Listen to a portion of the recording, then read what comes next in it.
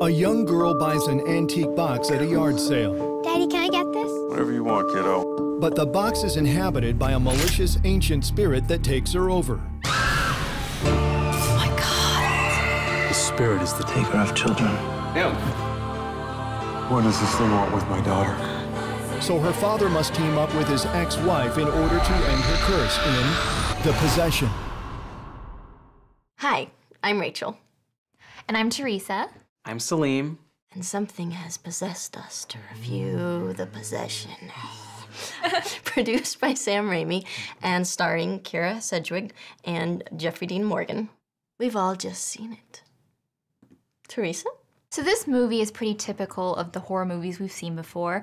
A young girl buys a box at a garage sale, and then that box has a demon spirit inside of it that possesses her. And of course, her family has to, save her. It was a scary movie, but it's a story that I've seen before. I completely agree. I mean, I love horror movies. Majority of horror movies that come out these days, we've seen them before. But it's all about the execution and how much they really try to make this movie different. And granted, the very beginning of the movie, it had some good character development. I just thought it fell apart kind of near the end because it had all these great setups for really horrific scenes, but they just kind of fall flat. So the movie originally was shot to be an R movie, but then they decided to make it a PG-13 movie and they re-edited it. It's definitely for kind of novice horror film fans. I liked it. as much as I can like a horror film, which let me just say, I am not a horror film goer. I don't like being scared out of my wits in movie theaters, and it is embarrassing to be with other reviewers and be the only one in there who is shrieking or sliming around their seats. I did like that there was a lot of character development. I liked the fact that this movie felt like it was a real movie with horror elements thrown in. Like if you take them out, it still would hold up as a film, and I appreciate that. And it was tense. I want to give that to the movie's credit, is that it was tense, and there were moments where you just kept hoping that something would happen because it did. It set it up that something would happen. But I did expect a little bit more. I think that was the problem, is that I just wanted more from this movie. This is the second movie that I've seen in the past couple years that deal with Dybbuk's. The first one being The Unborn. And what I didn't like about this movie is that they had this box, but they didn't really give us the rules. You know, it just seemed to just be scary when it needed to be scary. I didn't really understand how it worked.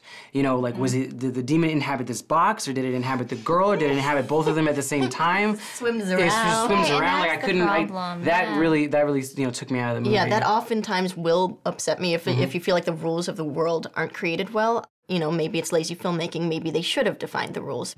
Well, let's talk about the acting a little bit. Across the board, it was pretty solid. Jeffrey Dean Morgan as the lead was good. It took me a little bit of time to really see him as anything other than the comedian from Watchmen, but after maybe first 15 minutes, I was like, okay, I believe him. He's a father who cares about his kids, basketball coach. You know, he's trying. His truth is shield and armor. You shall not fear the terror of night, nor the... He really blends in. There's something about him that is a very everyman quality. So I never was distracted by seeing him on the screen. The other lead, Kyra Sedgwick, she was kind of weak, and I don't think it was her fault. I think her character wasn't written very well. I will say this for her, though. I mean, I thought it's not that she took any acting missteps. I didn't feel like there were any moments where I didn't believe her. She always seemed very motherly, very nurturing, very protective. And I did think it was, you know, it was neat and interesting to see when she was really upset with the Jeffrey Dean Morgan character. You know, you could see her sort of violence as a mother, as a protective person coming out. The kids, they actually were great. I mean, Im, of course, who was played by Natasha Calis, like, she did a great job. I mean, she was very, very scary. Like, she could just look at the camera and you just felt this fear. Like, you really did feel as if she was possessed. Yeah, she was incredible. Anytime she looked at the camera, she had like a tear in her face, and you could tell she didn't even know why she's crying. Like, she had this pain and this anguish that she didn't even understand.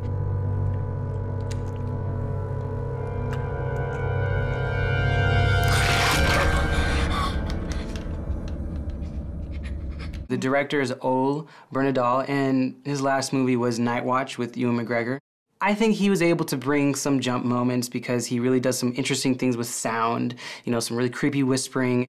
There were some moments in the movie that did feel slow, and that is because the movie wasn't pushed that far, but that could have actually been the writing and not really the directing because it was a tense movie. This movie could have been pushed further, but it's a lot better than the other horror films that are coming out at the moment. Stream it. This movie had a lot of potential, but unfortunately ends up becoming pretty run-of-the-mill. Stream it. I'm not a horror movie fan, but this film feels much more crafted than most. For good performances, I give it a see it. Our votes add up to 2 tickets, which is a stream it for The Possession. Cheers. Are you sure you're not I think possessed she's with that possessed. verdict?